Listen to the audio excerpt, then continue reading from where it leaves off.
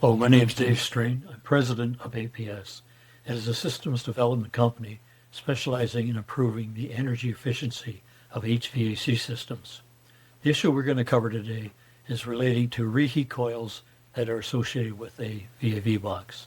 The issue with that is that the VAV boxes are normally set in the range of about 50% airflow because they have to have enough airflow to carry the heat from the reheat coil into the room.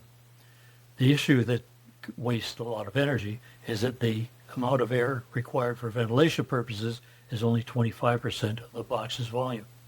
This means that at times we're bringing in twice as much cold air as what the room is requiring. As a consequence, we have to add heat to make up for that. The first drawing we have to show you will illustrate this situation. This drawing illustrates a control arrangement in which the room thermostat controls both the heating valve serving the reheat coil and the ventilation cooling functions through the VAV box. The reheat coil provides space heating, while the VAV box performs two primary functions. The first function is ventilation. The VAV box maintains the minimum airflow required to provide acceptable indoor air quality within the occupied space. In many systems without reheat coils, this minimum airflow is approximately 25% of the VAV box's maximum design airflow. The box can then increase airflow up to the maximum to satisfy cooling demands based on the engineer's design criteria. The second function is heated air distribution. The VAV box must also provide enough airflow to carry heat from the reheat coil into the occupied space. In many applications, this requires a minimum airflow closer to 50% of the VAV box's maximum capacity. As a result, the system operates at a minimum airflow rate that is significantly higher than what is required for ventilation purposes alone. This increased airflow introduces excess cold air supply that must then be reheated, creating a substantial and unnecessary heating load.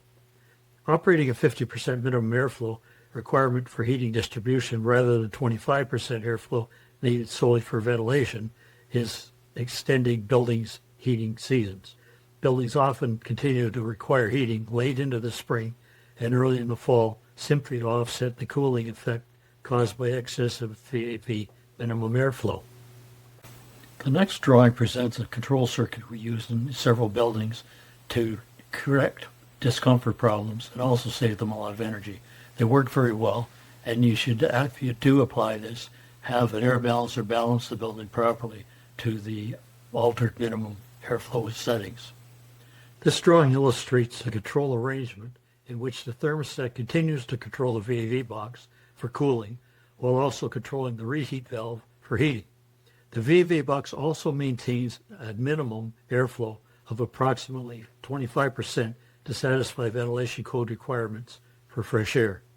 The key difference between this arrangement and the first is that the thermostat can now reduce airflow all the way down to minimum ventilation setting as the room cools, instead of stopping at 50% airflow to satisfy the heating airflow requirements.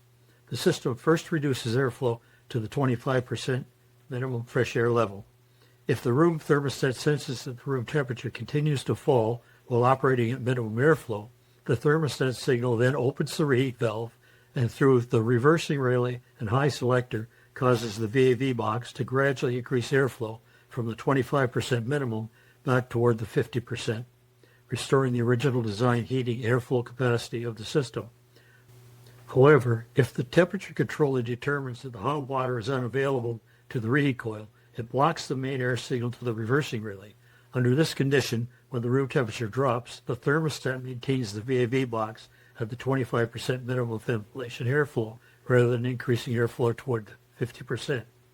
This arrangement prevents additional cold air supply from entering the space when heating is unavailable, thereby avoiding further cooling of the occupied rooms and improving occupant comfort during the heating system's interruptions. This allows the building operators to shut their boilers down earlier in the spring and also start them up later in the fall because they're not having to contend with the excessive cold air minimum ventilations of 50% on the VAV boxes. If there are a large number of reheat coils and VAV boxes on the system you're working on, you should be sensitive to the fact that the total quantity of the fan will be reduced to a significantly low level. and you want to be sure that your fan system can actually handle the reduction under very low load conditions with respect to cooling. On our website, apscontrols.org, there's an article titled Fighting Climate Worry. Within that article are links to two reports that are highly significant when considering the future of today's children. The first is a BBC report indicating that more than 50% of children are regularly worried about climate change. The second is a Stanford University report projecting that the world could exhaust its economically recoverable fossil fuel resources within the lifetime of the children living today. These findings underscore the importance of taking climate change challenges seriously and pursuing practical, effective solutions. Just as importantly, we need to demonstrate that meaningful action is being taken, helping to reduce the anxiety many young people feel about the future. With respect to controls logic and energy conservation, it is important to understand that no solution can be applied everywhere. What we are really teaching is comparable to teaching someone how to play chess. We can show you the moves and strategies that have been proven successful in addressing conservation challenges in the past, but we cannot predict every situation you will encounter in the future. For that reason, I encourage you not to simply memorize the concepts presented in the APS training manual, instead strive to understand them deeply. A thorough understanding transforms information into a practical tool that can be applied to new and unforeseen challenges. As Albert Einstein famously observed, information is not knowledge. Information alone has limited value. Knowledge is gained when information is understood and can be applied effectively in the real world.